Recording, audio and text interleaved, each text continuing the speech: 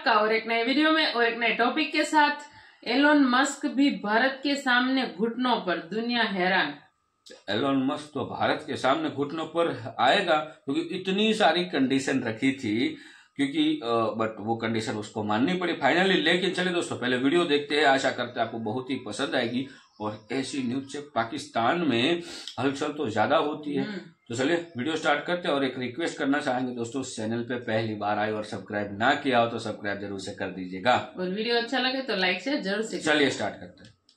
20 kilo आटे का थैला 1517 रुपए से बढ़कर 2787 का हुआ। It's quite likely that there will be a significant investment and relationship with India in the future. That's big news. What made you change your mind? Tesla की पहली फैक्ट्री गुजरात आ रही है। गुजरात वेलकम करने वाला है टेस्ला की पहली फैक्ट्री को 2024 में वाइब्रेंट गुजरात ग्लोबल समिट में prime minister Modi, Elon Musk दोनों ही शामिल होंगे और पहली फैक्ट्री लाई जाएगी, पहली फैक्ट्री की बुनियाद रखी जाएगी। वर्ल्ड बैंक बातें कर रहा है, हमें एक तरह से अगर हम कहें कि हमें अलर्ट कर रहा है। सर, एलोन मस्क ने नरेंद्र मोदी के साथ मुआहदा कर लिया है, उनके साथ एग्रीमेंट हो गया है कि गुजरात के अंदर वो फैक्ट्री बनाने जा रहे हैं। इस साल मुल्क की तारीख में पहली मर्तबा महंगाई की जो मजमूई शरह थी वो 42% से ज्यादा रही। भारत के साथ हमारे ताल्लुकात में कोई इंटरेक्शन नहीं हुआ, लेकिन ये हाफिज सईद का मसला जो है, इनको किसी न किसी तरीके से इसको हल करना पड़ेगा। इसके बगैर गुजारा नहीं है इनका। और 1 किलो चावल की कीमत में 100 रुपए का इजाफा और 90 रुपए किलो वाली चीनी 150 तक जा पहुंची। हर एक इंसान, जो हर एक वेस्टर्न सिविलाइजेशन को पता है कि आपकी सिर्फ 2 ही चीजें आप जो है वो बेच रहे हैं, और बड़े दहशतगर्दी बेचते रहे आप। सारी इंटरनेशनल जो बड़ी मार्केट है वो उधर जा रही है, वो कंपेयर कर रहे हैं चाइना के साथ। हेलो फ्रेंड्स, जय हिंद। हिंदुस्तान स्पेशल में आपका स्वागत है दोस्तों। भारत में टेस्ला की एंट्री हो गई है। रिपोर्ट्स का दावा है कि टेस्ला अगले साल जनवरी में भारत में अपना पहला टेस्ला प्लांट लगाने की घोषणा करेगा। दुनिया की सबसे बड़ी इलेक्ट्रिक वाहन निर्माता कंपनी टेस्ला गांधीनगर में होने वाले वाइब्रेंट गुजरात समिट 2024 के दौरान इसका ऐलान करेगी। इस दौरान कंपनी के मालिक एलोन मस्क मौजूद रह सकते हैं। ईवी निर्माता अपने मैन्युफैक्चरिंग प्लांट लगाने के लिए सरकार के साथ जमीन के लिए बातचीत कर रही है। टेस्ला के मैन्युफैक्चरिंग प्लांट की सानंद में लगने की संभावना है। रिपोर्ट में कहा गया कि टेस्ला का यहां प्लांट लग सकता है। वहां पर टाटा मोटर्स जैसे कार निर्माता पहले से हैं। ऐसे में टेस्ला के लिए भारत में कारोबार चुनौतीपूर्ण हो सकता है।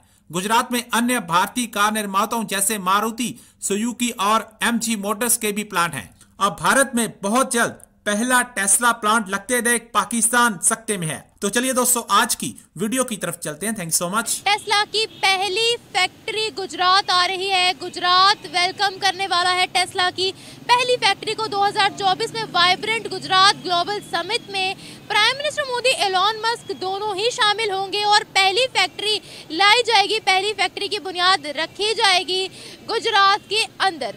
पहली मेड इन इंडिया टेस्ला की कीमत तकरीबन 17 से 20 लाख के दरमियान होने वाली है। पहले जब एलोन मस्क ने भारत को अप्रोच किया था तो भारत ने बोला था कि अपने मैन्युफैक्चरिंग बेसिस इंडिया के अंदर लाए जाएं।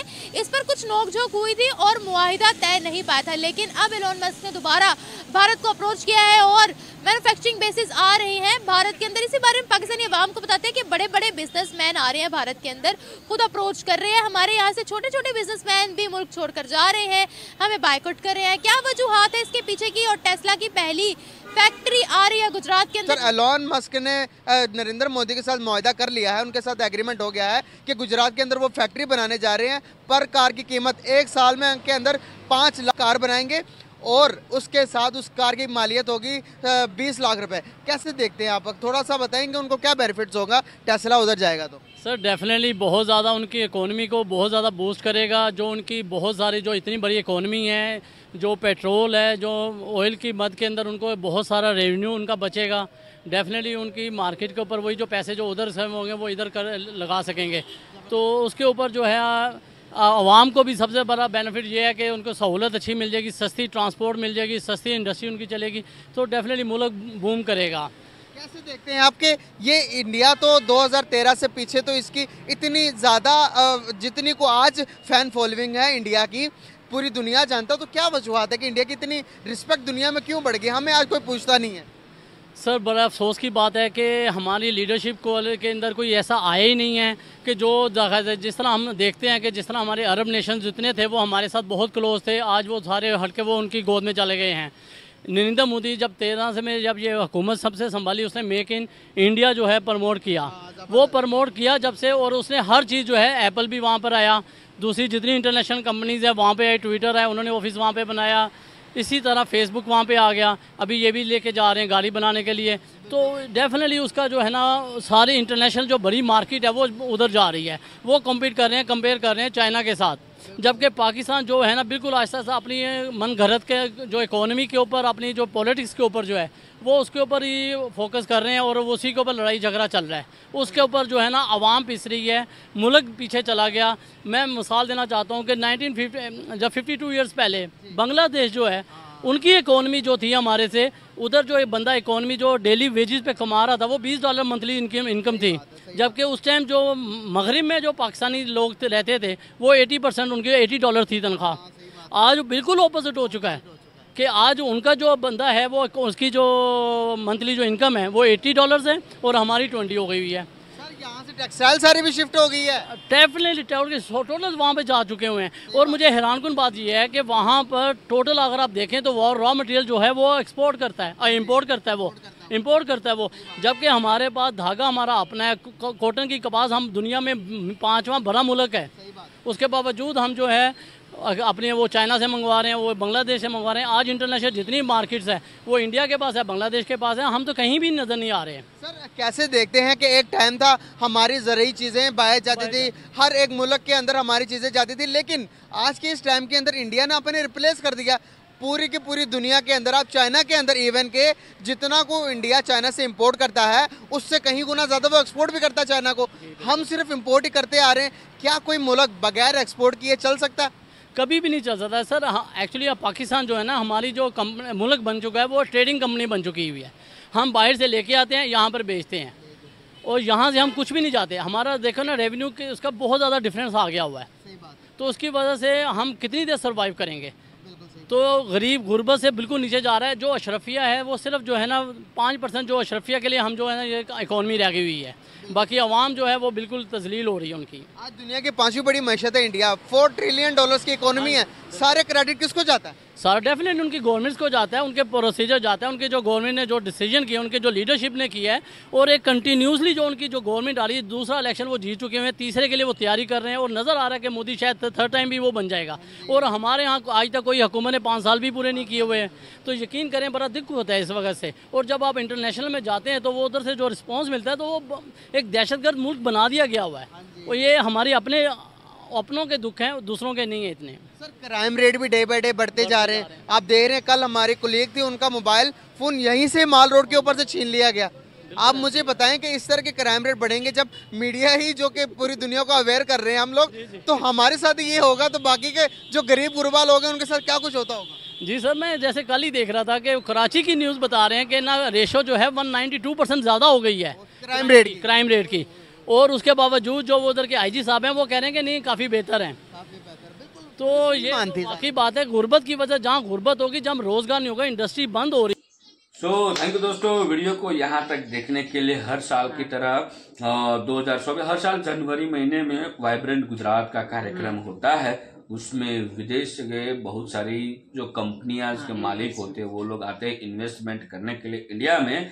आई थिंक गए साल ही रिकॉर्ड बना, करीबन 100 कंपनी के जो सीईओ थे वो गुजरात आए थे।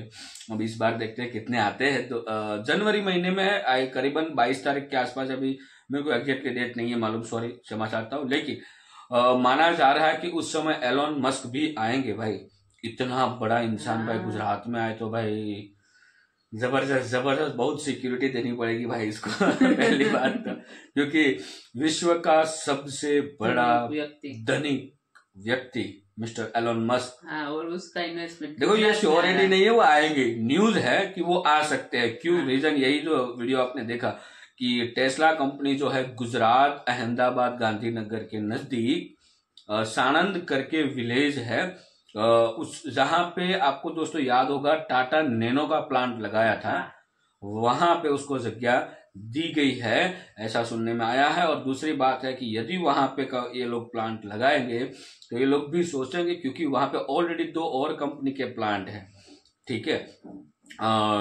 4 व्हीलर निर्माता कंपनी की मैं बात कर रहा हूँ। तो हो क्या आपका मैं यहाँ पे विचार जानना चाहूंगा, ट्राई क्या आप क्या कहना चाहते हैं? तो इस राय में मैं आपको यही पूछना चाहूंगा कि क्या एलोन मस्क मतलब कि जो टेस्ला कंपनी है वो इंडिया में ग्रो कर पाएगी, खास करके सानंद में जहां पे उसका प्लांट लगने वाला है ना। ऑलरेडी भारत की बहुत ही 2 बड़ी कंपनियां जो है वो ऑलरेडी है, ठीक है। तो वो आपकी राय के हिसाब से मैं मानना चाहूंगा। और सुनने में ये भी आया है कि टेस्ला कंपनी उसकी कार की प्राइस भी एज पर इंडियन मार्केट रखने वाली है, करीबन 20 से 33 लाख के आसपास उसका बेस मॉडल की बात हो रही है। फिर तो देखते हैं कि क्या होता है। और टेस्ला जैसी कारें आ जाए, इलेक्ट्रिक कार, तो हमारे लिए बहुत ही अच्छी बात है। खास करके इतनी बड़ी कंपनी है तो इन्वेस्टमेंट ज्यादा कर सकती है इलेक्ट्रिक कारों में, तो हो सकता है कुछ प्राइस कम रहे, लेकिन देखते हैं। और टेस्ला तो कार तो भाई पूरी रोबोटिक कार है, हमने तो वीडियो में देखी है, एक्सपीरियंस तो कभी नहीं किया है, कभी लाइव नहीं देखा है, क्योंकि है ही नहीं इंडिया में टेस्ला कार। तो जब आएगी तब देखेंगे। और हो सके देखो इलेक्ट्रिक के साइड अब भारत का पूरा मूड है, क्योंकि भाई प्रदूषण भी बहुत हो रहा है, क्लाइमेट चेंज आप देख लो, हमारे देश में बारिश का कोई ठिकाना नहीं। उसके अलावा अभी विंटर चल रहा है तो विंटर का कोई ठिकाना नहीं, 2 दिन ठंडी 2 दिन गर्मी, ये भी हो रहा है। और जब समर आता है तो फिक्स नहीं होता कितनी गर्मी बढ़ जाए। लास्ट 3 to 4 ईयर से मैं खुद एक्सपीरियंस कर रहा हूँ कि जो समर का टाइम होता है उस टाइम पे पहले से ज्यादा गर्मी है। तो इन सारी चीजों को ध्यान में रखते हुए टेस्ला कंपनी आएगी तो इलेक्ट्रिक जगत में और एक धमाका होगा। और पाकिस्तान ये सब सुनकर रो रहे हैं बेचारे के, हमारे यहाँ आटे के भाव बढ़ रहे हैं, आटे के लाल है 2000 रुपया, हाँ 1500 से 2000 तक हो गया 20 किलो की आटे की 20 किलो आटा 2000 रुपया, माय गॉड, मतलब 200-250 रुपये किलो। तो फिर यहाँ पर तो बहुत सारे इन्वेस्टमेंट आ रहे हैं, गजब है, गजब है। बेचारे रो रहे हैं, तो उसको कोई मतलब सांत्वना देने जाना। पाकिस्तान में प्रॉब्लम यही है कि पाकिस्तान का नाम पाकिस्तान है, ये सबसे बड़ी प्रॉब्लम है। अब इसमें ही समझ लेना। बाकी एलन मस्क जी ने तो बहुत सारी कंडीशन है उसको पहले थी, मतलब हमें बाहर मैन्युफैक्चर करके हम यहाँ पर सेल करेंगे, ये सब वो सब। और हमारे गवर्नमेंट ने बहुत सारी कंडीशन रखी थी, फिर भी उन्होंने फाइनली मान लिया है, लगता है। मानना पड़ेगा भाई, मानना पड़ेगा। पता है यहाँ की मार्केट उसको पता है, उसको मार्केट पता है, और उसको वो भी पता है कि इंडियन लोग हैं अभी लग्जरियल लाइफ की ओर जा रहे हैं, तो लग्जरियल लाइफ की ओर इंडियन लोग बहुत पैसा खर्चते हैं। और वो हम दोस्तों भी एक्सपीरियंस करते हैं ना कि हमारे जो लोग हैं अब उनको जो लाइफ चाहिए वो पूरी लग्जरियल चाहिए, वो फिर छोटे क्लास हो, बड़ा क्लास हो या पूरे अपर क्लास हो, कोई भी क्लास का बंदा होगा, किसी को भी नॉर्मल लाइफ जीनी ही नहीं है अभी। तो भाई सब लोग बिजनेस करने आएंगे और ये अच्छी बात है ना भाई। और ये अच्छी लाइफ जीना बहुत ही अच्छी बात है, क्योंकि कई सारे लोग ऐसे होते हैं जिसके पास सब कुछ होने के बावजूद भी अच्छी लाइफ नहीं जी सकते। तो भाई ये तो सबको जीना भी चाहिए, और रोजगार भी बढ़ेगा, वो सबसे बड़ा पॉइंट है। हाँ, खास करके हमारे गुजरात के तो बहुत ही अच्छे। टाटा नैनो आया था प्लांट, तो भी बहुत सारा रोजगार पैदा हुआ था उस समय, खास करके अहमदाबाद, राजकोट और गांधीनगर साइड लोग। और खास करके जैसे कि राजकोट भावनगर वाले को उन्होंने पहला प्रावधान दिया था, क्योंकि उस जो डिस्ट्रिक्ट है उस डिस्ट्रिक्ट के लोगों के पास मतलब ये जॉब रिलेटेड अपॉर्चुनिटी बहुत कम मात्रा में थी, तो अब बढ़ी है और भी। तो बाकी दोस्तों इस वीडियो के बारे में आपकी राय हम जानना जरूर चाहेंगे, कमेंट में लिखकर बता दीजिएगा। फिलहाल हम आपसे विदाई लेते हैं, मिलते हैं और अपने वीडियो में आपके साथ। टिल देन, जय हिंद, जय भारत।